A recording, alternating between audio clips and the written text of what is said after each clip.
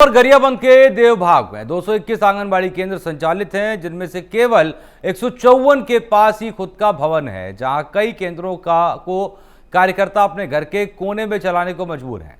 वहीं सरगी वैली केंद्र में पिछले 4 सालों से कार्यकर्ता का कब्जा है, जिसके चलते गांव में तनाव है।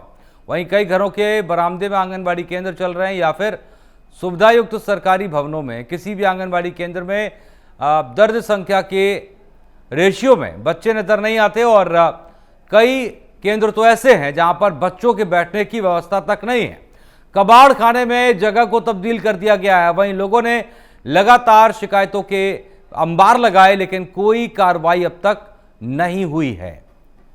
तो जहां पर कई क्षेत्रों में आंगनबाड़ी केंद्रों के पास अपनी बिल्डिंग नहीं है, अपना भवन नहीं है, कोई सुविधायुक्त सरकारी भवन में चला रहा है, कोई अपने घर के बरामदे में आंगनबाड़ी केंद्र चला रहा है और ऐसी तस्वीरें सामने आई हैं जहां पर शिकायतों के बावजूद कोई सुनवाई नहीं हुई है। कुछ नहीं होता, शिकायत क्या है सर? हाँ, कोई कार्रवाई नहीं होता। यहाँ एसडीएम, तहसील कोर्ट, न्यायालय हद तक के मैंने हम कार्रवाई किए हैं। सरगी वैली में है जो शासकीय भवन है ना, वहाँ वो कब्जा कर लिया है, पूरा फैमिली सेट वहाँ रहती है, जो कि एक सही नहीं है। क्या प्रयास किया उस पर?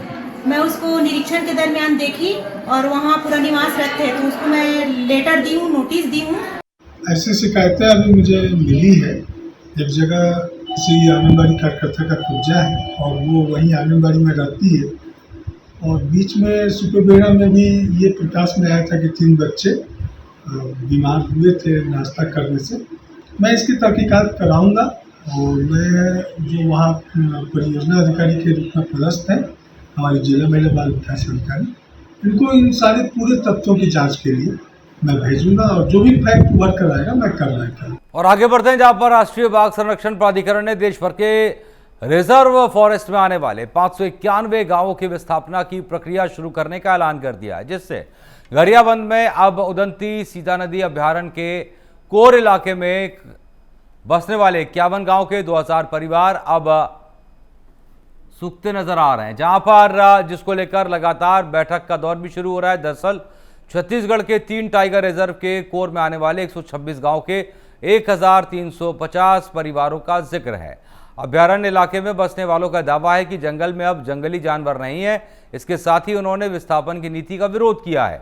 इसके साथ ही वो जंगल के मूल निवासी होने का दावा कर एनटीसीए की प्रक्रिया का विरोध कर रहे हैं। वहीं उदंती सीता नदी अभ्यारण्य क्षेत्र के निवासियों ने इसके विरोध में 18 सितंबर को जिला मुख्यालय में भी इकट्ठा होकर विरोध प्रदर्शन करने का ऐलान किया है। मामले को लेकर अभ्यारण्य के उप निदेशक वरुण जैन ने विस्थापन की प्रक्रिया को लोगों के हित में बताया है। इसके साथ ही यह भी कहा कि इसके लिए ग्रामीणों की रजामंदी की आवश्यकता होगी। देखिए, आज जो सरकार 1972 का जो नीति बनाया है, tiger reserve first, core zone, buffer zone, और यहाँ वन भैंसा शेर है, ऐसा वन विभाग का कहना है। तो जंगल में एक वन भैंसा भी नहीं है, न शेर भी नहीं है, सब ये विलुप्त हो चुका है। और यह स्थापन वाली बात चल रहा है, स्थापन हम नहीं होंगे। क्यों कारण से हमारा जो पूर्वज हजारों पीढ़ी इस धरती पे निवास कर रहा है और ये जल जंगल जमीन वन्य प्राणी वन्य जीव के साथ रहता आया है, हम यहीं रहेंगे।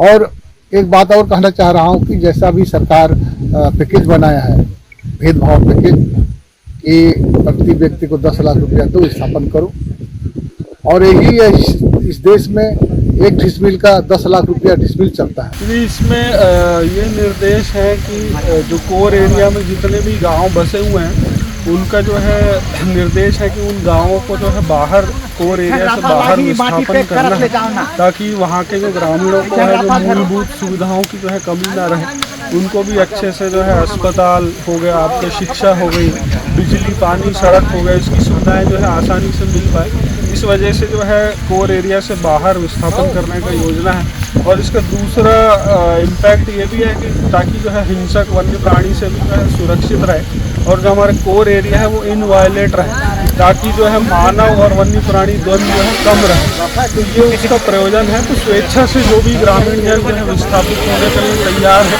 उनके लिए जो है योजना बनाई जा सकती है। पत्र जारी हुआ है राज्य सरकार को कि आप अपने राज्य के अंतर्गत जितने भी पोर्टेड एरिया के जो कोर एरिया के गाँवों को जितना जल्दी हो सके उतना एक शेड्यूल बना करके व्यवस्थापित किया जाए।